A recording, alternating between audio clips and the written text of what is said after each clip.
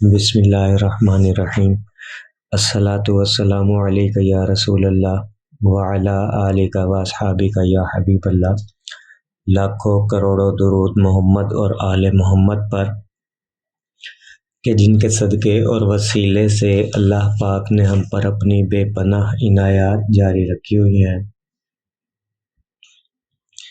معزز سامعین کرام، السلام علیکم۔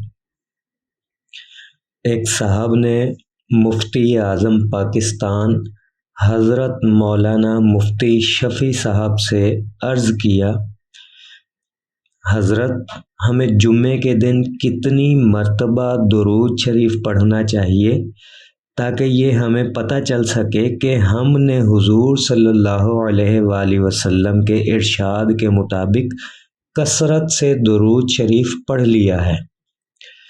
تو مفتی اعظم پاکستان رحمۃ اللہ علیہ نے فرمایا کہ 3000 مرتبہ درود شریف لازمی پڑھنا چاہیے، اور میرا بھی یہی معمول ہے، یعنی جمعے کے دن 3000 مرتبہ درود شریف پڑھنا چاہیے۔ مفتی صاحب بھی 3000 مرتبہ درود شریف پڑھا کرتے تھے۔ میرے عزیزو، پچھلی ایک ویڈیو میں ہم نے اس موضوع پر گفتگو کی تھی کہ درود شریف کن کن مقامات پر پڑھ سکتے ہیں یا کب کب درود پڑھا جا سکتا ہے۔ آج کی ویڈیو میں گفتگو کریں گے کہ درود شریف کب نہیں پڑھنا چاہیے۔ ویسے تو اس عبادت کو کرنے کے لیے کسی بھی قسم کے شرائط و ضوابط، اصول و قوانین کی ضرورت نہیں ہے، اور حضور صلی اللہ علیہ وآلہ وسلم پر ہر لمحہ ہر وقت کثرت سے درود شریف پڑھنا باعث نجات اور باعث پاکی ہے، لیکن چند اوقات اور حالات میں درود شریف پڑھنا جائز نہیں ہے۔ آئیے کن اوقات میں درود شریف نہیں پڑھ سکتے۔ نمبر 1، کسی چیز کو کاٹتے وقت درود شریف نہیں پڑھنا چاہیے۔ اگر آپ کچن کا کام کر رہے ہیں یا کوئی اور کام کر رہے ہیں کاٹنے والا، تو کبھی بھی کاٹتے وقت درود شریف نہیں پڑھنا چاہیے۔ کسی بھی چیز کو کاٹتے وقت درود شریف نہ پڑھیں۔ چھینک آنے کے وقت درود شریف نہیں پڑھنا چاہیے۔ تعجب کے وقت، جب کسی بات پہ تعجب ہو، اس وقت درود شریف نہیں پڑھنا چاہیے۔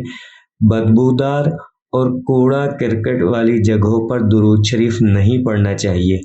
وہ مجالس جہاں پر لہو و لعب ہو، یعنی کھیل کود ہو، ہنسی مذاق ہو، وہاں پر درود شریف نہیں پڑھنا چاہیے۔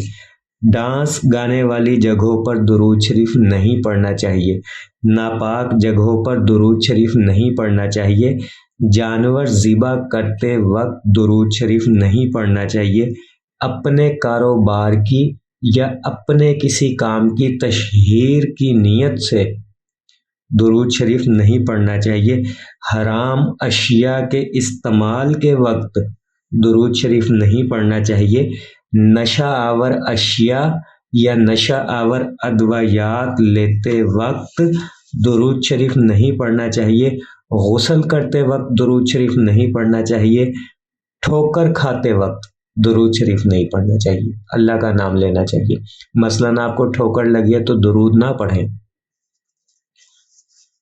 اسی طرح میاں بیوی کے وقت خاص جو ہوتا ہے اس میں درود شریف نہیں پڑھنا چاہیے۔ واش روم میں درود شریف نہیں پڑھنا چاہیے، یا وہ جگہ جہاں پر گندگی ہو، کوڑا کرکٹ ہو، بدبودار جگہ ہو، وہاں پر بھی درود شریف نہیں پڑھنا چاہیے۔ غیبت اور جھوٹ کی مجلس میں درود شریف نہیں پڑھنا چاہیے۔ ناچ گانے کی محفل میں درود شریف نہیں پڑھنا چاہیے۔ غیر اخلاقی مجالس میں درود شریف نہیں پڑھنا چاہیے۔ ہنسی مذاق کرتے وقت اور دنیاوی گفتگو بلا مقصد، جس میں بعض اوقات انسان غیبت بھی کر دیتا ہے، چغلی بھی ہو جاتی ہے، ایسی جو ہنسی مذاق والی یا دنیاوی باتوں والی مجالس ہیں وہاں پر درود شریف نہیں پڑھنا چاہیے۔ اسی طرح جلی ہوئی روٹی کھاتے وقت درود شریف نہیں پڑھنا چاہیے، بلکہ درود جو شخص درود پڑھتا ہے اس کو جلی ہوئی روٹی کھانی ہی نہیں چاہیے۔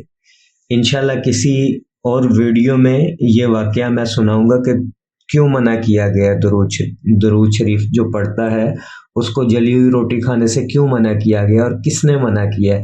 پھر کسی ویڈیو میں انشاءاللہ اس موضوع پر بھی گفتگو ہوگی۔ تو یہ ساری حالتیں جو ہیں ان میں درود شریف نہیں پڑھنا چاہیے۔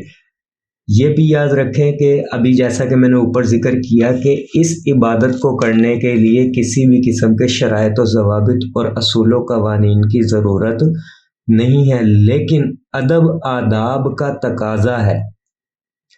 مثلا ہم کسی کے گھر جائیں تو ہم کبھی بھی گندے کپڑوں میں کسی کے گھر نہیں جاتے، اٹھنے بیٹھنے کا خیال رکھتے ہیں، ہنسی مذاق بلا وجہ منہ کھول کر یا منہ پھاڑ کر ہنسنے نہیں لگ جاتے جب ہم کسی کے گھر جائیں، یعنی ہم وہاں کے ادب آداب کا خاص خیال رکھتے ہیں۔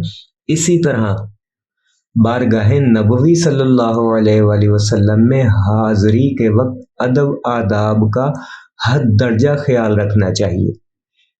ایک درود پڑھنے والا جب درود پڑھتا ہے تو بارگاہ نبوی صلی اللہ علیہ وآلہ وسلم میں حاضر ہوتا ہے، اس کا درود پیش کیا جا رہا ہوتا ہے، اس کا مطلب ہے وہ خود وہاں حاضر ہوتا ہے۔